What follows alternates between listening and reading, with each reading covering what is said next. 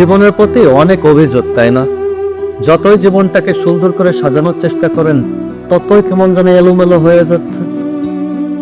পকেটে টাকা নেই, ভালো রেজাল্ট নেই, ভালো কোনো ভার্সিটিতে চান্স পান নাই, নিজের স্বাদের বাইকটাও এখনো কেনা হয় না। চারিদিক দিয়ে বেকারত্ব ঘিরে ধরতেছে। বিদেশ আসবেন, কিন্তু এখনো ভিসা কান না। রাতের বেলা যখন বিছানায় শুয়ে শুয়ে চিন্তা করেন, তখন জীবনের যত অভিযোগ আছে সবকিছু সামনে চলে আসা, নিজেকে প্রশ্ন করেন, এটাই কি জীবন? আচ্ছা, আমি একটা প্রশ্ন করি, আপনি কি সুস্থ আছেন? যদি আপনি সুস্থ থাকেন, বিলিভ মি, আপনি এই পৃথিবীর অনেক সুখী মানুষের ভিতরে একজন সুখী মানুষ আপনিও। স্বপ্ন তো সবাই দেখে। আজকে যে মানুষটা বিদেশে আছে, ভালো একটা চাকরি করতেছে, টাকা ইনকাম করতেছে, তারও কিন্তু একদিন স্বপ্ন ছিল আপনার মতোই। ওই ভূমুদ্র সাগর পাড়ি দিয়ে একটা দেশ আছে যার নাম ইতালি, যেখানে সে এসে তার ভাগ্যের চাকা ঘোরাবে, টাকা ইনকাম করবে, ভবিষ্যতের গল্প লিখবে। কিন্তু আসল প্রশ্ন হচ্ছে, সেও কি সুখে আছে? তার কি সব চাওয়া পাওয়া শেষ হয়ে গেছে? সে কি পারছে তার জীবনে পরিপূর্ণতা আনতে? সত্যটা হচ্ছে, মানুষের আশা কখনো শেষ হয় না, আর মানুষ সবকিছু পেয়ে সুখী হয় না। বাংলাদেশ থেকে মানুষ ভাবে বিদেশে যারা আছে তারা অনেক সুখে আছে, কিন্তু প্রত্যেকটা প্রবাসী জানে যে তারা সব সময় অতীতে সুখ খোঁজে। হয়তোবা সে এখানে চাকরি করতেছে, টাকা ইনকাম করতেছে, সবার সুখের দিকে খেয়াল রাখতেছে, কিন্তু আদৌ সে সুখী না। কারণ যে তার জীবনে যে অপূর্ণতাগুলো রয়ে গেছে, অতীতে যে অপূর্ণতাগুলো সে রেখে আসছে, সেগুলোর ভিতরে কিন্তু সে আজও সুখ খোঁজে।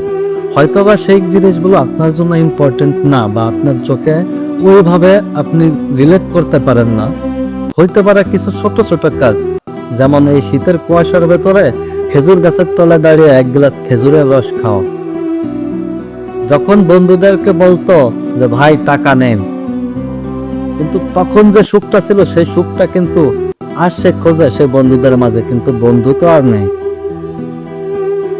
এরকম অনেক জিনিস আছে।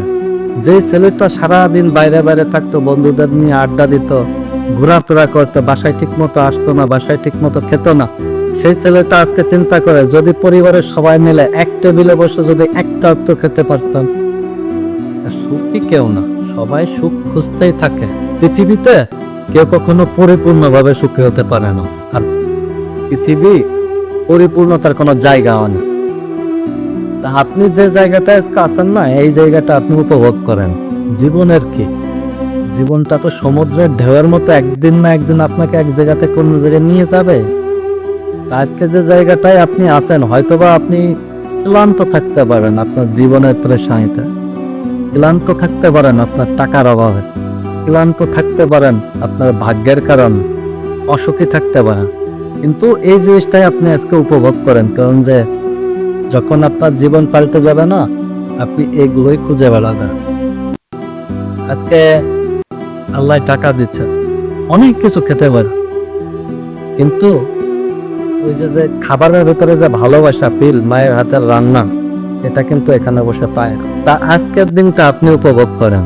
ভবিষ্যৎ বলতে কিছু নেই, ভবিষ্যতে একটাই সত্য, সেটা হচ্ছে মৃত্যু। জীবন আপনাকে এখানে রাখবে না কখনো। সময় যেমন চেঞ্জ হয়, জীবনও এরকম চেঞ্জ হয়ে যাবে সময়ের সাথে সাথে। কিন্তু আজকের এই যে দিনটা আপনি পেলে যাচ্ছেন, উপভোগ করতেছেন না, ডিপ্রেশনে থাকতেছেন, এই দিনটাই কিন্তু একটা সময় আপনি ফিল করবেন বা খুঁজবেন। এগুলোর ভিতরে শান্তি খুঁজবেন, যেমন আমি খুঁজি, আমার মতো হাজারো প্রবাসী খোঁজে।